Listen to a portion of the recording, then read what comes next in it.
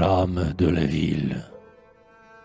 Les toits semblent perdus, et les clochers et les pignons fondus par ces matins fuligineux et rouges, où, feu à feu, des signaux bougent.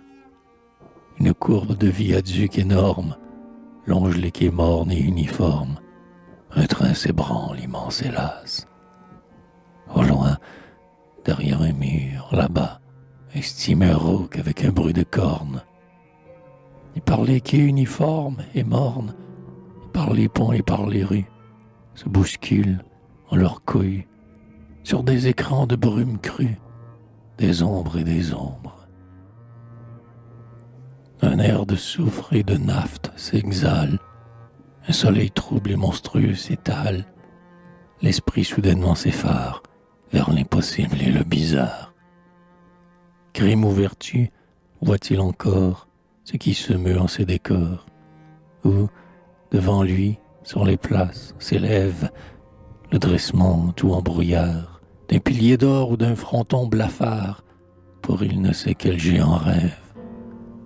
Oh, les siècles et les siècles sur cette ville, grande de son passé, sans cesse ardent et traversée, comme à cette heure de fantôme. Oh, les siècles et les siècles sur elle, avec leur vie immense et criminelle, battant, depuis quel temps, chaque demeure et chaque pierre, de désirs fous et de colère carnassière. Quelques huttes d'abord et quelques prêtres, l'asile à tous, l'église et ses fenêtres, laissant filtrer la lumière du dogme sûr et sa naïveté vers les cerveaux obscurs.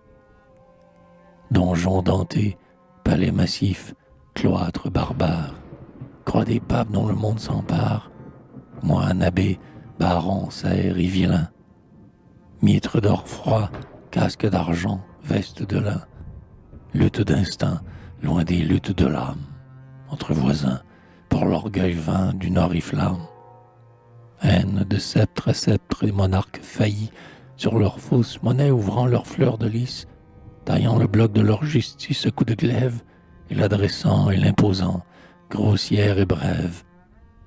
Puis l'ébauche, lente à naître, de la cité, force qu'on veut dans le droit seul planté, ongles du peuple et mâchoires de roi, mufle crispé dans l'ombre et souterrain à bois, vers on ne sait quel idéal au fond des nues. Tocsin brassant, le soir, des rages inconnues. Texte de délivrance et de salut debout, dans l'atmosphère énorme où la révolte bout. Livre dont les pages, soudain intelligibles, brûlent de vérité, comme jadis les Bibles. Hommes divins et clairs, tels des monuments d'or, d'où les événements sortent armés et forts.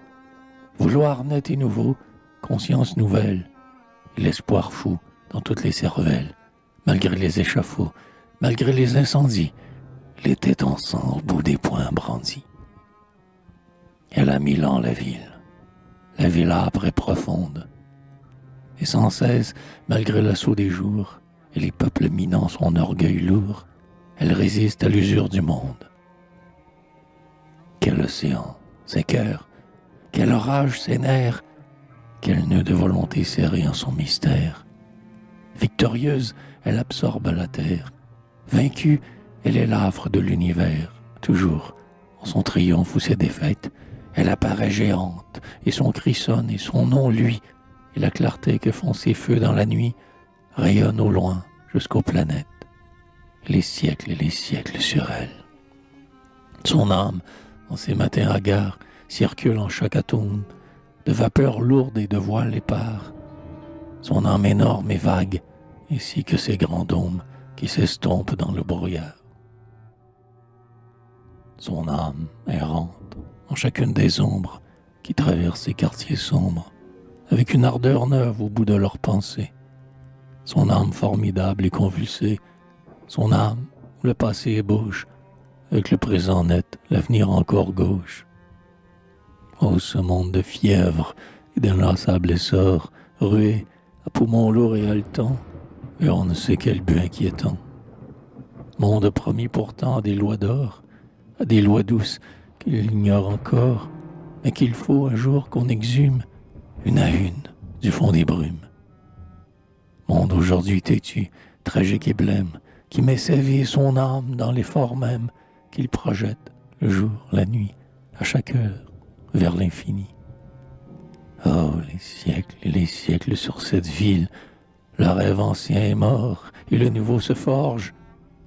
Il est fumant dans la pensée et la sueur, des bras fiers de travail, des fronts fiers de lueur, et la ville l'entend monter du fond des gorges de ceux qui le portent en eux, et le veulent crier et sangloter aux cieux. Et de partout on vient vers elle, les uns des bourgs et les autres des champs, depuis toujours du fond des loins. Et les routes éternelles sont les témoins de ces marches à travers temps qui se rythment comme le sang et s'avivent, continuels.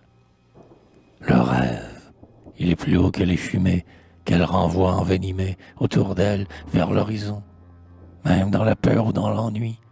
Il est là-bas qui domine les nuits, pareil à ces buissons d'étoiles d'or et de couronnes noires qui s'allument le soir évocatoire.